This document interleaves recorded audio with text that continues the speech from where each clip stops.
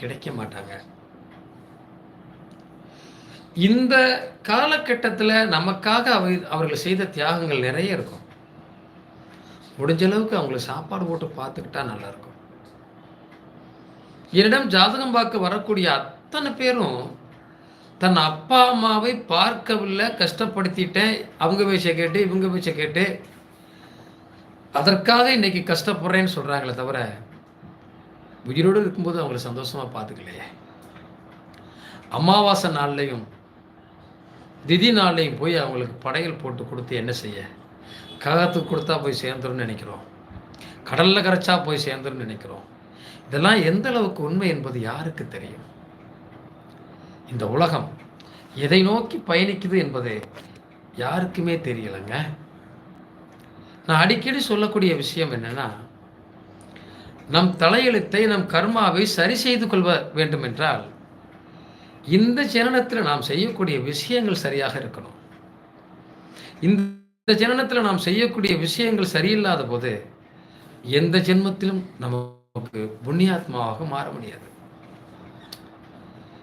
நாம் அடிக்கடி சொல்றோம், ஒரு ஜாதகத்தை எடுத்துட்டா லக்னாதிபதி கெட்டு போயிடக்கூடாது, 6, 8, 12 கெட்டு போட்டா போச்சு, பலம் இல்லை, பலகீனம் ஆகிருவோம், வாழ்க்கையில் ஜெயிக்க முடியாது, பலகீனமாக போயிட்டு நம்ம வாழ்க்கையில் இருந்து என்ன பண்ண போகிறோம் சொல்கிறோமா இல்லையா?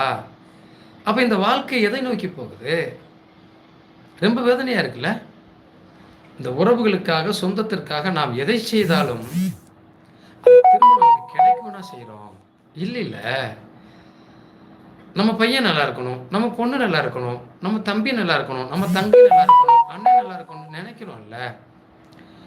அதே ஒரு நன்றி உணர்வு அவங்ககிட்ட இருந்து வந்தா மனசுக்கு எப்படி இருக்கும்?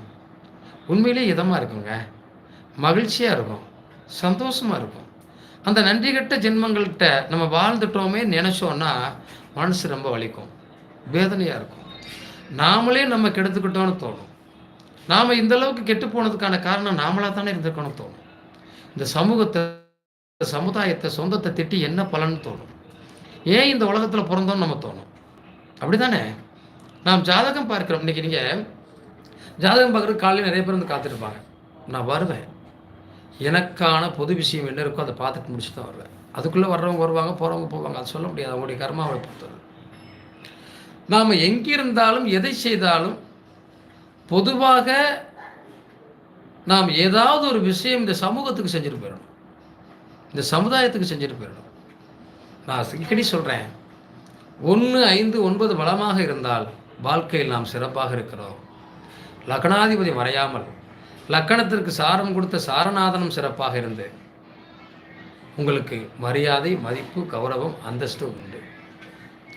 5ஆம் இடம் பலம் பெற்றிருந்து 5ஆம் இடத்து அதிபதியும் பலமாக இருந்தால் நிச்சயமாக பூர்வ புண்ணியத்தால் உங்களுடைய சேமிப்பு பானையில் நிறைய புண்ணியாத்மா சேர்க்கப்பட்டிருக்கிறது.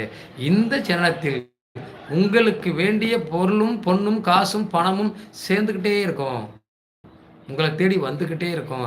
அதை பற்றிய கவலை உங்களுக்கு தேவையில்லை. சரி, இது மட்டுமா சார்? 9ஆம் இடம் பலமாக இருந்தால் அப்பா நன்றாக இருப்பார், நல்ல பதவிகள் கிடைக்கும், அந்தஸ்து கிடைக்கும், போகிற இடங்களில் மதிப்பு மரியாதை கிடைக்கும், மான மரியாதையோடு வாழ முடியும். அந்த அமைப்பு இந்த இறைவன் கொடுத்துருவான். இப்போ இந்த அமைப்புகள்லாம் நமக்கு கிடைக்காத போது இந்த உலகத்தில் இருந்து நம்ம என்ன வாழ போகிறோம், என்ன வாழ்ந்துட போகிறோம்னு தோணுதில்ல. இந்த உலகம் சார் எல்லாரையும் ஒரே மாதிரி வச்சுக்கல சார், எல்லார் மீதும் சரியான பாதையை காட்டலை. சரியான பாதையை காட்டலைங்கிற வருத்தம் நமக்கு இருக்குல்ல, அதை தாண்டி நாம் எதை செய்தாலும் ஜெயிச்சிருவோங்கிற நம்பிக்கை இருக்குல்ல. அந்த நம்பிக்கைக்கு பாத்திரமாக இருக்கக்கூடியது என்ன? பதவி, அந்தஸ்து, மானம், மரியாதை, கௌரவம், இதெல்லாம் எங்கேருந்து கிடைக்குது? 9ஆம் இடம் பலம் பெற்றிருக்கிற போது கிடைக்கிறது. 6ஆம் இடம் பலம் பெற்றிருந்தால் நிச்சயமாக அரசு வேலை, அரசு பதவிகள் உண்டு. ஆனால் எதிரிகளும் நோய்களும் உண்டு என்பதையும் கவனத்தில் கொள்ள வேண்டும். வாழ்க்கையில் நீங்கள் நிறைய விஷயங்களை சாதிச்சிருக்கலாம், நிறைய நண்பர்களோடு பழகி இருக்கலாம், நிறைய சொந்தங்கள் உங்களோடு உறவாடி இருக்கலாம். எல்லாமே உங்களுக்கு சாதகமாக இருந்திருக்குமா? நிச்சயமாக இருந்திருக்கு. இந்த உலகத்தில் எத்தனையோ பேரை நீங்கள் சந்தித்திருக்கிறார். சந்தித்தவர்கள் எல்லாம் உங்களுக்கு நட்பானவர்களா, நல்லவர்களா? எத்தனை இடத்தில்